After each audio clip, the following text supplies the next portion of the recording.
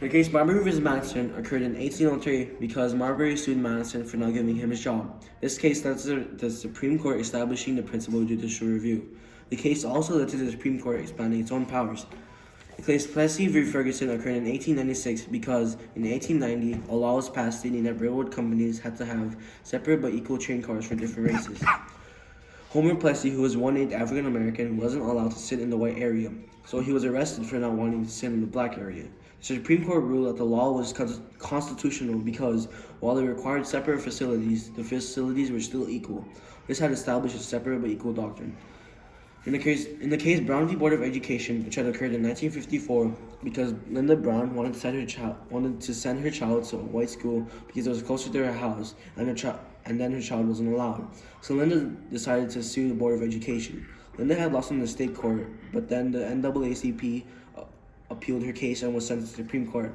Then the Supreme Court ruled that this was separate but not equal, which then declared segregation was illegal.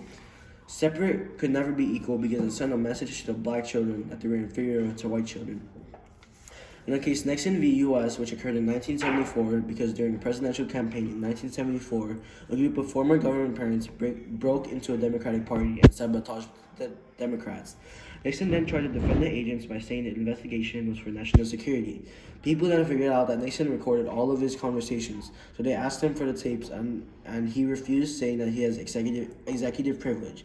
Then Nixon was overruled and was forced to give up his tapes. He then later resigned. The case that showed how nobody is or can be above the law.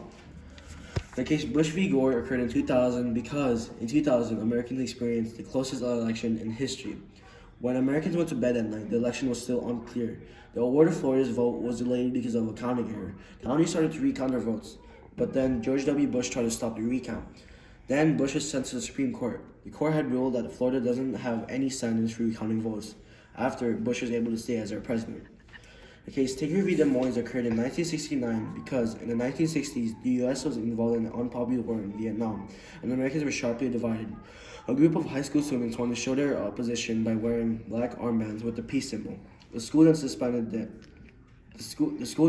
students. Then the students sued, and the Supreme Court ruled that the students have freedom of speech and are allowed to wear the armbands.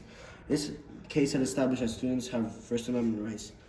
The case Hazelwood School District vs. Kullmacher occurred in 1988 because students in a journalism class at Hazelwood published their own school public newspaper.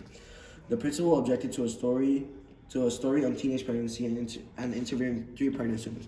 The principal also objected to a story on divorce. The students then sued, and according to the Supreme Court, the newspaper was not the same as the armband from Tinker v. Des Moines. The case also had limited some of the free speech rights given to students by Tinker. After this case, schools couldn't censor school-sponsored student publications if it served a valid education purpose. The case Gideon v. Wainwright occurred in 1963 because Gideon had been arrested for stealing a jukebox in Florida. Gideon was denied an attorney because Gideon wasn't facing the death penalty. Gideon then lost the case and appealed to the Supreme Court. The court then ruled that an attorney will be assigned to anyone who can't afford one. The case Miranda v. Arizona occurred in 1966 because Ernesto Miranda was arrested for kidnapping. After 2 hours of questioning, Miranda confessed to kidnapping. Miranda was never told he had the right to remain silent or to an attorney. He was then convicted to 20 to 30 years. He appealed on the grounds that he was never informed of his rights. This case also established the Miranda rights, which officers had to read to you these before questioning you, or else they can use what you say against you in court. The case In re Galt occurred in 1967 because when General Galt was caught making obscene phone calls to his neighbor and had been arrested, Galt was not assigned an attorney. His parents were not informed that he had been arrested, and the case was the next day, so Galt had no time to prepare. Galt was sentenced to juvenile detention until he was 21. Galt then appealed to the Supreme Court, and the court had ruled that juveniles were entitled to due process. The case District of Columbia versus Heller occurred in 2008 because in 1975, Washington, D.C. passed a law prohibiting the carrying of firearms, and all lawfully owned firearms had to be disassembled or trigger locked. Richard Heller went to the Supreme Court to challenge the law. The court ruled that the Second Amendment allows people to carry guns for lawful purposes. The court ruled that local government cannot only ban handguns, but they can impose reasonable restrictions